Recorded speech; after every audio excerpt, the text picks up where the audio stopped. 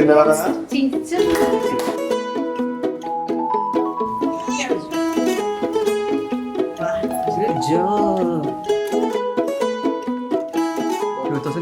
ഞങ്ങളുടെ മാരേജ് കഴിഞ്ഞത്. അപ്പോൾ മാരേജ് കഴിഞ്ഞപ്പോൾ ഓൾമോസ്റ്റ് 3-4 years ആയി. നമുക്ക് കൊച്ചു വേണമെന്നുള്ള ക്വസ്റ്റ്യൻസ് ഒക്കെ ഉണ്ടായിരുന്നു. ഓഗസ്റ്റ് 3 2024 എലോറ ജനിക്കുന്നത്. എലോറ കാനഡയിലാണ് ജനിച്ചത്. പക്ഷേ അപ്പോൾ എല്ലാവരും വിചാരിക്കും നമ്മൾ അവിടെ ആയിരിക്കും മാമൂസ് നടത്തുന്നുള്ളത്. പക്ഷേ ഞങ്ങൾ രണ്ടുപേരുടെയും പാരൻസും റിലേറ്റീവ്സ് എല്ലാം നാട്ടിലാണ്. അപ്പോൾ അതുകൊണ്ട് ഞങ്ങൾക്ക് നിർബന്ധമായിരുന്നു മാമൂസ ഇവിടെ വെച്ച് തന്നെ നടത്തണം എന്നുള്ളത്.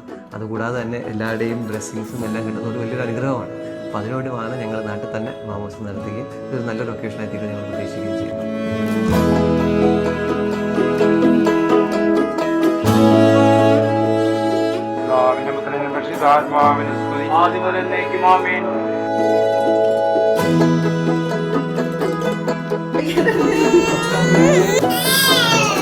പിന്നെ നമ്മുടെ മോള് വന്നപ്പോൾ അതിലേറെ സന്തോഷമായിരുന്നു. മൂവ്മെൻറ്റ് ക്വസ്റ്റിനെ കുറിച്ച് കണ്ടപ്പോൾ മൂവ്മെൻറ്റ് എനിക്ക് നോർമലി അങ്ങനെ പെട്ടെന്ന് കാണുമ്പോൾ ഓവർ സന്തോഷം വരുന്ന ആളൊന്നുമില്ല. പക്ഷേ എനിക്ക് പീപ്പിൾ ഗ്രോ ഉണ്ട്. ഇപ്പം കുറച്ച് സമയം കഴിയുമ്പോഴത്തേക്കും ഷീസ് വെരി നൈസ് കിഡ്. അതുകൊണ്ട് നമുക്ക് ഇറ്റ്സ് എ ഗുഡ് എന്തൊരു എക്സ്പീരിയൻസ് എന്നുള്ള തോന്നി. Up to now everything is going good. Tata എടുത്ത നമ്മൾ പോവാ. വിശ്വാസത്തിലേക്ക് ഞാൻ സമൃദ്ധാക്കുന്ന ഈ അവസരത്തിൽ കർത്താവേ ഈ പ്രവചനയ്ക്ക് വേണ്ടി പ്രത്യേകം പ്രാർത്ഥിക്കുക.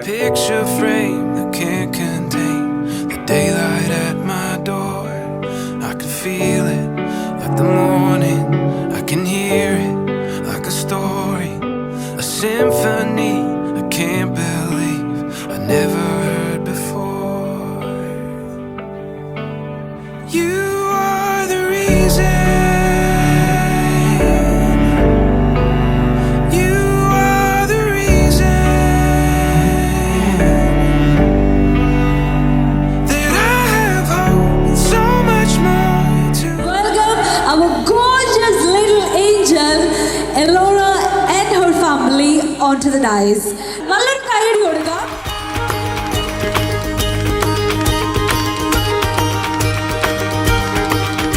എല്ലാവർക്കും ആ ഒരു നന്മയുടെ ഉണ്ടാകട്ടെ.